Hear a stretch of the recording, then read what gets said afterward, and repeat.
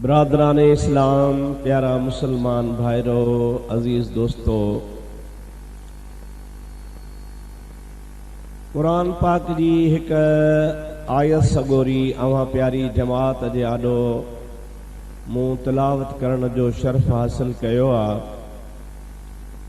उन भलारी आयत जी माना,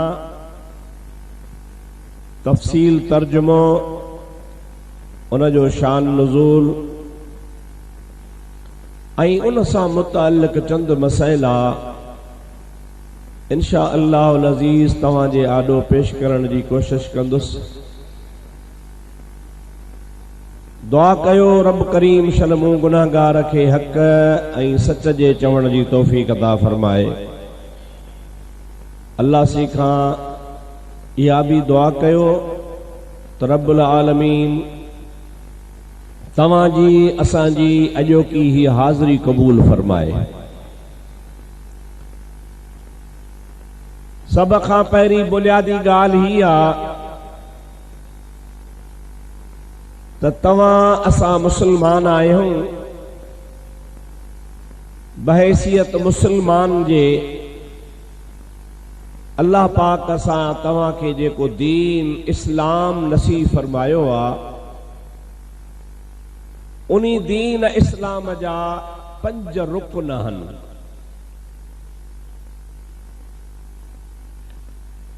पंजनि रुकननि जो मतिलब इहो आ त जीअं का बि इमारत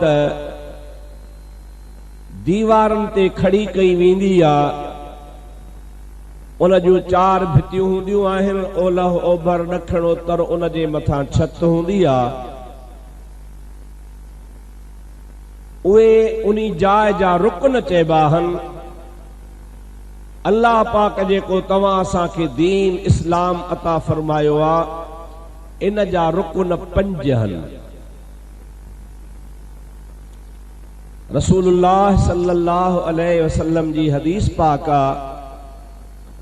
जंहिंमें पाण फरमायो अथनि त बुनियल इस्लाम अला खमसिन, इस्लाम जो बुनियाद रखियो वियो आहे 5 शयुनि ते। पहिरीं ॻाल्हि जेका आहे उन 5 रुकननि मझां उहा आहे ला इलाहा इल्लल्लाह मुहम्मदुर रसूलुल्लाह।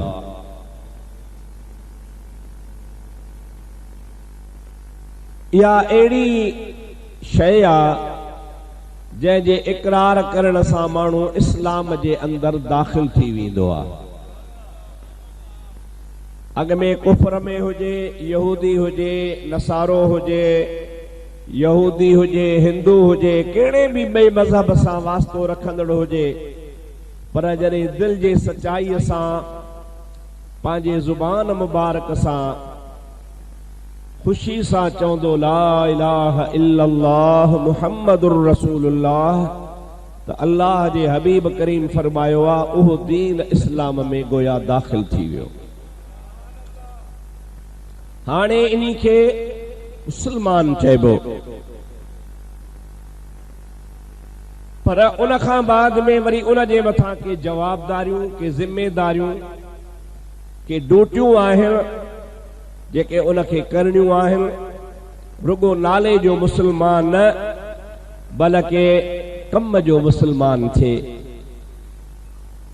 उन जे बारे में मुंहिंजे प्यारे आका ऐं मौला सल्लल्लाहु अलैहि वसल्लम फरमाइनि था त उन्ही ला इलाहा इल्लल्लाह मुहम्मदुर रसूलुल्लाह चवण खां बाद पहिरीं शइ जेका आहे उहा आहे नमाज़। नमाज खां बाद में ॿिए नंबर वारी शइ जेका आहे उहा आहे ज़कात।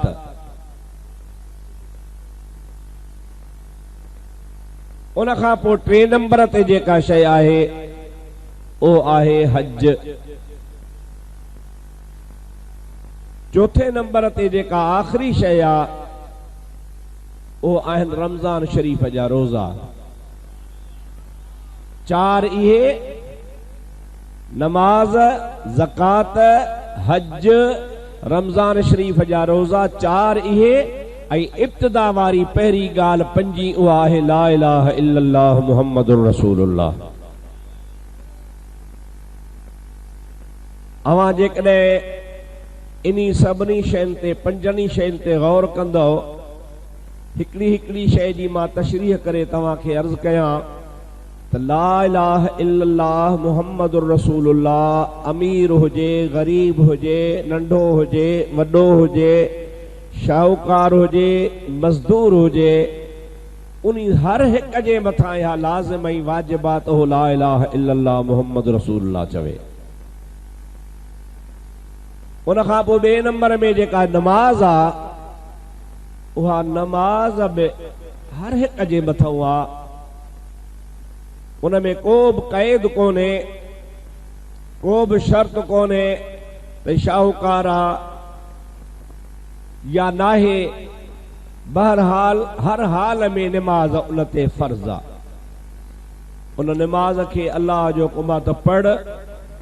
अर्ज़ करे थो या अल्लाह मां त बीमार आहियां, पढ़ी नथो सघां, बीही नथो सघां। रब फरमाईंदो आहे तूं बीही नथो सघीं त वेही पढ़। साईं वेही बि नथो सघां, अल्लाह पाक जो फरमान आहे त जे वेही बि नथो सघी त सुम्ही इशारा कर त बि तुंहिंजी इबादत क़बूल कंदो आहियां मां।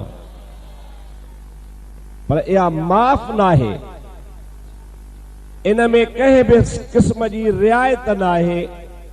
बसि इहा रिआयत आहे त जेकॾहिं माण्हू मुसाफ़िरी ते वञे त 4 रकातुनि मां 2 रकातूं पढ़े, एतिरी रिआयत आहे। बाक़ी माफ़ कंहिं बि हालत में कान थींदी।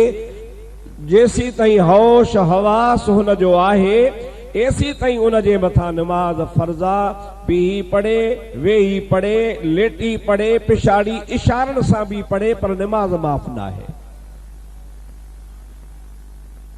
इहो ॿियो रुकुन आहे इस्लाम जो, जेको हर हिक जे मथां आहे। टियों रुकुन जेको आहे ज़कात, इहो सभु कंहिं ते न आहे। इहो वरी अमीर माण्हू ते आहे, जंहिंखे अल्लाह पाक सभु कुझु ॾिनो हुजे, पंहिंजे ख़र्च पखे, खाधे पीते, बचनि ॿारनि जो पंहिंजो ख़र्च लाहे, बचत जेका हाणे हिन वटि आहे, उन बचत खे जॾहिं साल गुज़री वञे त साल गुज़रण खां बाद में उन जे मथां 40 पती अल्लाह जे राह में ॾियणी आहे। जेकॾहिं कंहिं माण्हू सॼो साल खाधो पीतो, खाराई पीआरी, ऐं हाणे साल खां पोइ उन 40 रुपया बचत अथसि, 40 रुपया, त अल्लाह साईं थो चवे तो रुपयो मां अल्लाह जे नाले कंहिं मिसकीन खे ॾे, 39 रुपया तुंहिंजा तूं वञी खा।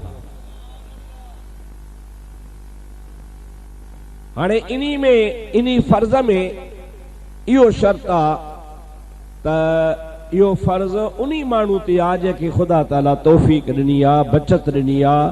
सभु कंहिं ते न आहे, सिर्फ़ अमीर माण्हू ते आहे। इहो टियों फर्ज़ आहे। चौथो फर्ज़ आहे हज, उहो बि हर हिक ते न आहे। उहो बि उन्ही माण्हू ते आहे जंहिंखे पंहिंजे ओट मोट जो ख़र्च हुजे, ऐं जेतिरा ॾहाड़ा मुसाफ़िरी ते वञे, सफ़र हज ते वञे, मोटी अचे, एतिरा ॾहाड़ा पुठियां बचनि ॿारनि घर वारनि जो ख़र्च बि छॾे वञे। कर्ज़ बि न हुजेसि, उधार बि न वठे, पंहिंजी बचत हुजेसि।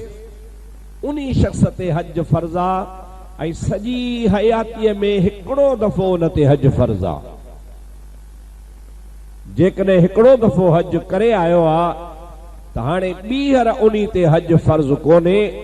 बाक़ी जेकॾहिं अल्लाह हुनखे तौफ़ीक़ ॾे ऐं हक़ हलाल जी पाण जी कमाई आहे त भली ॿियो दफ़ो बि वञे, टियों दफ़ो बि वञे। पर मुंहिंजा दोस्त, उन खे नफ़ली हज चइबो, फर्ज़ी कोन चइबो। फर्ज़ी हज उहो आहे जेको ज़िंदगी में हुन हिकिड़ो दफ़ो कयो हूंदो। पंजो फर्ज़ आहिनि रमज़ान पाक जा रोज़ा। इन में भी कंडीशन आहे, जेकॾहिं बीमार आहे त उन बीमारी वारा ॾहाड़ा हिन खे रोज़े जी मोहलत आहे। पर मोहलत जो मतलब इहो कोन त माफ़ थी वियसि। फ़इद्दतुम मिन अय्यामिन उख़र, क़ुरान पाक फरमाए थो जॾहिं बीमारी मां हाणे उथे चङो भलो थिए पोइ जेतिरा तुंहिंजा रोज़ा रहिजी विया हा बीमारी में, इहे चङे भले थियण खां पोइ वरी ॿीहर क़ज़ा करे पढ़। बीमारी ॿ क़िस्म हूंदी आहे, हिकिड़ी उहा बीमारी आहे जो उन बीमारी खां बाद में माण्हू चङो भलो थींदो आहे। बुखार आयो, पेट में सूर पियो, ॿी का तकलीफ़ थी पई, अहिड़ी बीमारी आहे जंहिं बीमारी में जाओ चङो भलो ॿीहर थी वञे त उन जे लाइ ज़रूरी आहे त उहो बीमारी वारा ॾिहाड़ा रोज़ा क़ज़ा करे ऐं उन खां बाद में उहे जेतिरा रोज़ा बीमारी में गुज़रिया उहे अदा करे। हिकिड़ी बीमारी आहे, पर ॿी ख़ुदा पियो ख़ैर करे अहिड़ी बीमारी आहे जो इंसान खे छॾींदी न आहे। दाइमुल मरीज़ आहे या इंतिहाई पोढ़ो आहे, ज़ईफ़ुल उम्र आहे, भली नौजवान आहे पर बीमार हुनखे बीमारी हुनखे ज़ईफ़ करे छॾियो आहे ऐं दुबारो हाणे हो उन बीमारी मां उथण जहिड़ो आहे ई कोन, छॾींदसि ई कान, त उन जे लाइ वरी अल्लाह पाक जो कानून आहे त पोइ तूं रोज़ा पोइ बि माफ़ कोन थी। हाणे इन्ही रोज़े जो एवज़ ॾे, एवज़ चइबो आहे फिदियो। फिदिये जो मतिलबु इहो आहे त जीअं असांजे मथां फितरानो लाज़मी आहे, रमज़ान में फितरो ॾींदा आहियूं, हिकिड़ो फितरो ॾींदा आहियूं, मिसाल तौर 50 रुपया 60 रुपया 70 रुपया मौसम जे हिसाब सां मुक़ररु हूंदा आहिनि, 50-60 फितरो आहे त जे